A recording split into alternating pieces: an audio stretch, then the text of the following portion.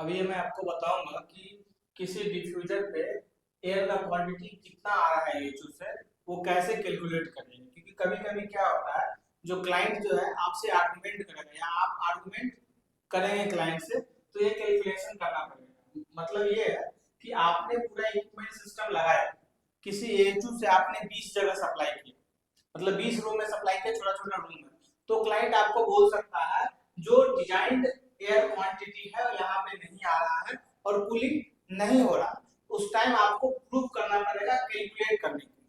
तो उसका एक फॉर्मूला है और उसमें एक इक्विपमेंट का जरूरत पड़ता है, रिक्वायरमेंट होता है। तो इस डिफ्यूजर में, इसको डिफ्यूजर कहते हैं, ये किसी एक रूम में डिफ्यूजर एक लगा है। हो सकता है कोई रूम बड़ा है, थोड़ा 10 भी लग सकता है, लेकिन एग्जांपल के लिए मैं एक रूम में एक ही डिफ्यूजर अभी दिखा रहा हूं ताकि आप सॉल्व कर पाए। जब आप एक पे सॉल्व कर लेंगे तो 20 पे भी कर लेंगे। तो इस डिफ्यूजर पे कितना सीएमएच आ रहा है उसको एयर का क्वांटिटी निकालने के लिए एक फार्मूला है, quantity of air equal to average velocity into इसका एरिया। ये जो एरिया है उसका एरिया एरिया निकालना है, एरिया डालना है। उसके बाद 3600 से आपको मल्टीप्लाई करना है। 3600 से इसलिए मल्टीप्लाई करते हैं क्योंकि जो वैल्यू आ रहा है वो मीटर पर सेकंड में है, उसको आवर में करने के लिए, सेकंड से आवर में करने के लिए 3600 से मल्टीप्लाई कर रहे हैं। ठीक है, अब हमको निकालना है एवरेज वेलोसिटी।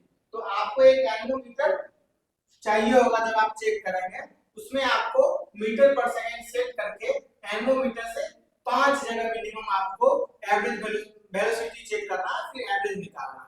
तो मान लीजिए आपने एनोमीटर से चेक किया तो यहाँ पे आया आपको 0.3 मीटर पर सेकंड, यहाँ पे आया 0.3 मीटर पर सेकंड, यहाँ पे आया 0.4 मीटर पर सेकंड, यहाँ पे सेंटर में चेक किया तो 0.4 मीटर पर सेकंड आया, यहाँ पे 0.4 मीटर पर सेकंड आया।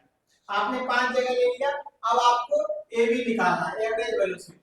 मतलब इस सभी को जोड़ के और जो 5 टाइम्स है ना, तो 5 से डिवाइड कर देना।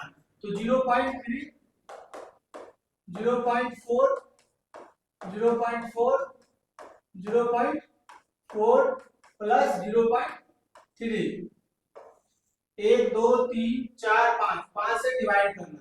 अब इसका जब आप वैल्यू निकालेंगे तो 1.8 डिवाइड बाय 5 होगा। अब इसको डिवाइड करेंगे तो 0.36 आपका मीटर पर सेकंड आएगा। ठीक है, अब आपका एवरेज वेलोसिटी निकल गया। अब दूसरा क्या चाहिए आपको, एरिया चाहिए।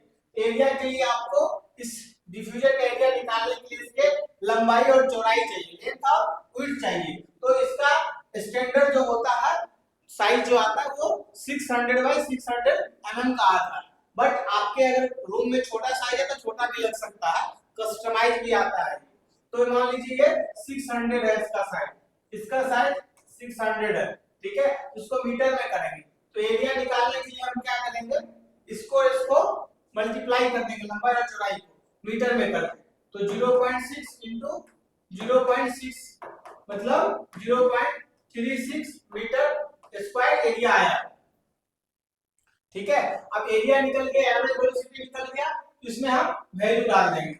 अब इसमें हम वैल्यू डालेंगे तो एवरेज वेलोसिटी 0.36 है, एरिया कितना है, ये भी 0.36 है।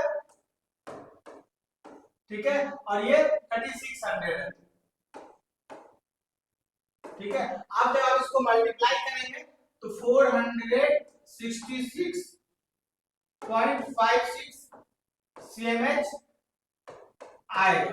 ठीक है, मतलब इस डिफ्यूजर पे 466 सीएमएच आ रहा है। मतलब मान लीजिए रूम का डिजाइन 450 है और 466 आ रहा है, मतलब ठीक है, क्योंकि थोड़ा बहुत ज्यादा आता है। अगर मान लीजिए इस डिफ्यूजर पे डिजाइन से कम आ रहा है, ठीक है, तो आपको चेक करना है इसके पीछे जो डैम्पर लगा है वो कहीं क्लोज तो नहीं है। अगर क्लोज है तो उसको आपको ओपन करना है।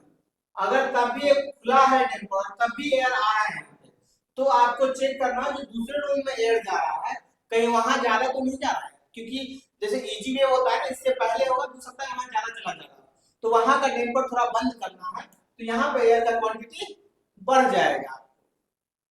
तो इस तरह आप एयर का भी बैलेंस कर सकते हैं। आपको एक दूसरे का डिफ्यूजर पे ना, जैसे यहाँ पे कम आ रहा है, कहीं ज्यादा आ रहा है, कहीं पे कम आ रहा है, कहीं पे ज्यादा आ रहा है, तो हर जगह जब आप बैलेंस करेंगे तो इक्वली आने लगेगा। और सब करने के बाद ही प्रॉब्लम आ रहा है तो हो सकता है आपके इक्विपमेंट का स्टैटिक प्रेशर कम है तो एयर यहाँ तक पहुंच ही नहीं रहा है।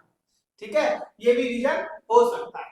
और आपको ऐसे ऐसे चीज जानने के लिए हमारे YouTube चैनल को सब्सक्राइब करना पड़ेगा। और दूसरा, अगर कोई भी आपके प्रोजेक्ट पे, अगर आप किसी प्रोजेक्ट पे काम कर रहे हैं और आपको प्रॉब्लम आ रही है, कोई प्रोजेक्ट फंस गया है, कहीं पे प्रॉब्लम आ रही है और जो आपको सॉल्यूशन नहीं मिल रहा है किसी भी तरह का, तो आप हमें कमेंट करके पूछ सकते हैं सवाल। हम जब नेक्स्ट वीडियो बनाएंगे तो आपको उसका आंसर हम देंगे, या हो सकता है इंडिविजुअली आपको हम कांटेक्ट भी करें।